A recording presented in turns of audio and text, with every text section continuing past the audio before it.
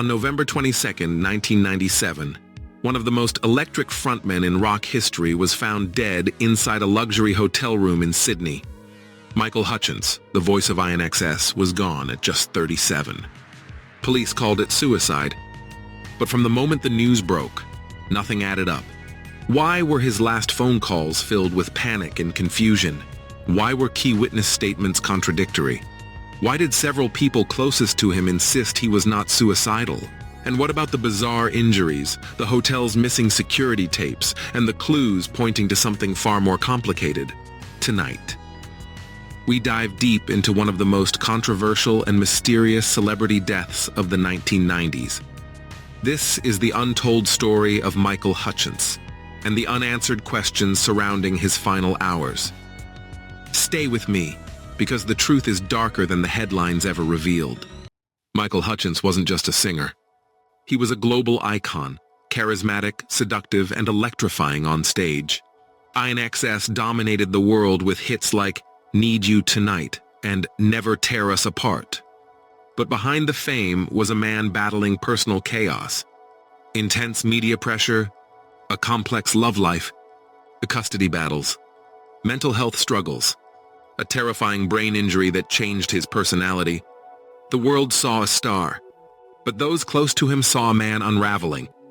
In 1995, Michael began a relationship with Paula Yates, a TV presenter who was still married to Bob Geldof at the time. This led to public scandals, paparazzi harassment, legal battles, a custody war over Yates's children. Michael felt increasingly trapped.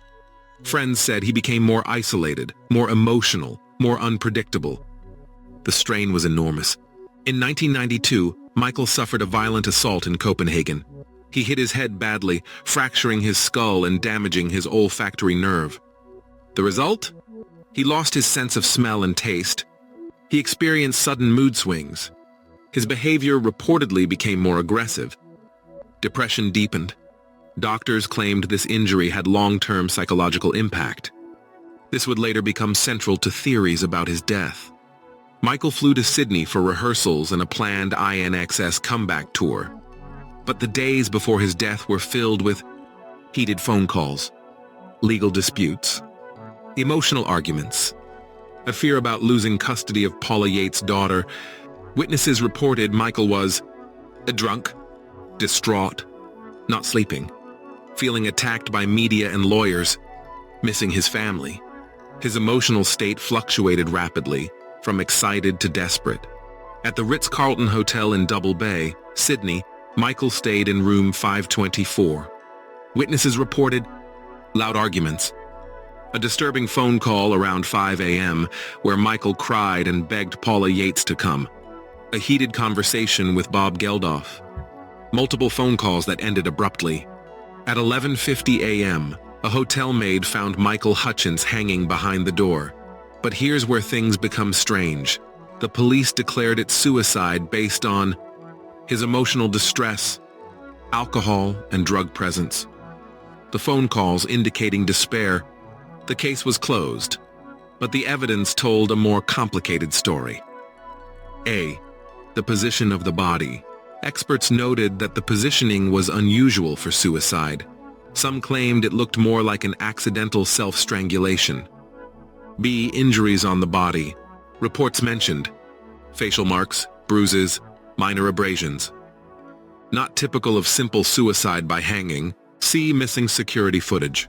The hotel refused to release certain tapes. Some footage from that night was reportedly unavailable. D. No suicide note. Michael was a poet, a writer, a man who expressed everything through words. Yet he left nothing. Friends insist he wasn't suicidal. Several close friends said Michael spoke of future plans. A new INXS tour, new music, family plans, a long-term home with Yates. He spoke about life, not death. The most widely accepted view is that Michael had a breakdown triggered by sleep deprivation, alcohol and drug use, a custody stress, a fight with Paula Yates, feelings of helplessness. Forensic evidence suggested he was drunk and under emotional distress. But still, it doesn't explain all the inconsistencies. This theory gained traction after Yates publicly suggested it. The idea: Michael was performing a dangerous solo act to enhance arousal, and it went wrong. Evidence supporting this theory: the unusual body positioning, lack of suicide note, Hutchence's known risk-taking behavior, and certain injuries consistent with accident rather than suicide. However, police found no direct sexual evidence, no forensic proof of autoerotic activity, and many felt this was an attempt to protect his reputation. It remains controversial. Some believe Michael argued with someone that morning. Key questions: who was in the hallway during the shouting? Why did neighbors hear raised voices? Why were some bruises unexplained? There is no proof of murder, but enough questions exist to fuel suspicion. Michael called Paula Yates multiple times, Bob Geldof, a friend telling him he felt worthless, another friend saying, "I don't know what to do." These calls show emotional distress, but also extreme confusion, possibly due to medication. The brain injury effects. Intoxication.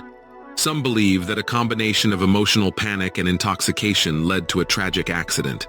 The truth likely lies somewhere in the middle. Michael was emotional, intoxicated, and overwhelmed. A moment of panic, confusion, or impulsiveness may have led to death. Most experts believe it was not premeditated suicide. It was not murder. It may have been an accidental hanging during a state of emotional crisis. But the exact truth remains locked forever in room 524. Michael Hutchence's death wasn't just tragic. It was filled with contradictions, confusion, and unanswered questions. Whether it was an accident, a moment of despair, or something more complex, the mystery continues to linger. What do you think happened that night? Comment your theory below, and don't forget to like, subscribe, and hit the bell for more deep dive celebrity mysteries.